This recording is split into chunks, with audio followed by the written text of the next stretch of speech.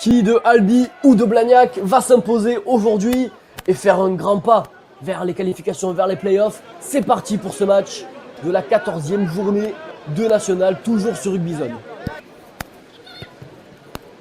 Le demi de mêlée qui s'élance et qui va réussir la première pénalité de ce match.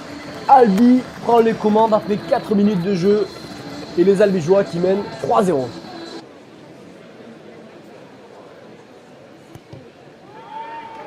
Sans problème pour Guilain Kay et Albi qui mène 6-0 après 13 minutes de jeu.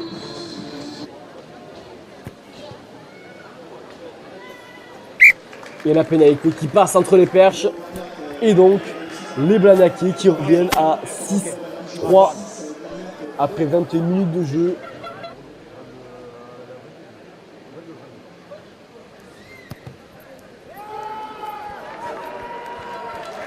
Le sans faute qui se poursuit pour Kay qui rajoute 3 points au Sporting Club Albigeois, 9-3. Il va être perdu ce ballon par les Albigeois. Toujours sur avantage. Alors là, c'est magnifique ce qui s'est passé.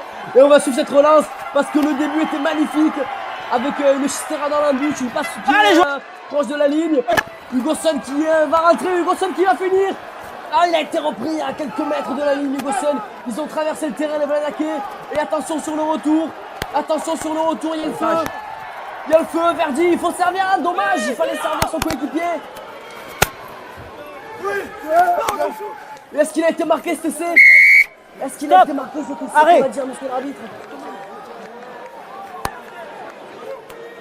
Il y a 2 joueurs en jeu qui interviennent, donc chez vous, qui interviennent, ok? Il n'y a aucun autre joueur derrière, ok? Donc il y aurait eu essai. Donc monsieur, c'est Fatini. C'est carte jaune. C'est une action de 8 ans de jeu, il n'y a pas une faute pour nous? Il y a un autre jeu? Vous? Oui, s'il vous plaît. Et il y aurait essai pénalité. Ils ont fait le choix de réduire l'alignement. C'est fou, ce qui a été choisi, le ballon qui a été mis au chaud, le ballon qui est dans les bras du talonneur Arthur Castan. Voilà, c'est pour l'instant, c'est écroulé, ça va donner une pénalité. C'est ce ballon. Sa bataille du tour direct. Et il est passé par un trou de souris. Il a pris la porte pour inscrire le premier essai albigeois dans ce match. Les Albigeois qui reviennent et qui repassent devant au score. Alors on va revoir cet essai. Suivez bien le numéro 3 là qui va aller récupérer le ballon à gauche et qui va passer entre plusieurs joueurs pour inscrire l'essai albigeois.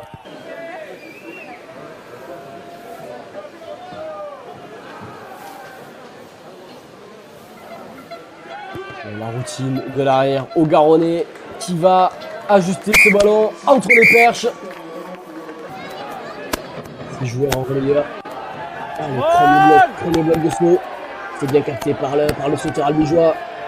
Et on l'a déjà vu en première période, cette volonté de faire des groupes pénétrants. Parce qu'ils se savent plus solides que leurs adversaires dans cet effort. Dans cette épreuve de force aussi. Et là, ça se dirige vers la ligne. Et ils ont été bloqués à quelques centimètres. Stop.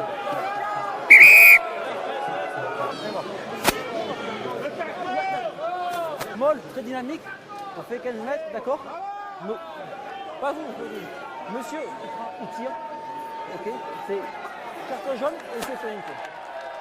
Là, c'est le pilier Jean-Baptiste Martin qui va écoper d'un carton jaune. Et double peine parce que monsieur l'arbitre va accorder un essai de pénalité aux Albigeois.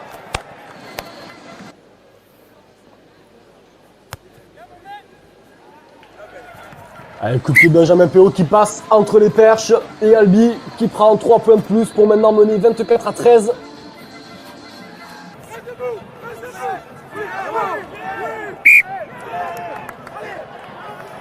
Mais cette fois-ci, il va être pour les Blagnaquais ce ballon. Mais monsieur l'arbitre qui siffle la fin du match. Monsieur l'arbitre qui siffle déjà la fin du match. Il me semble qu'il restait du temps, mais notre chrono n'est pas calqué sur celui de l'arbitre. Monsieur l'arbitre qui avait arrêté son chrono, on l'avait noté. Et donc Albi qui s'impose 24-13 ce soir face à Blagnac. Les Albigeois qui vont passer les fêtes au chaud avec cette victoire qui termine parfaitement l'année. 4 victoires consécutives pour les Albigeois.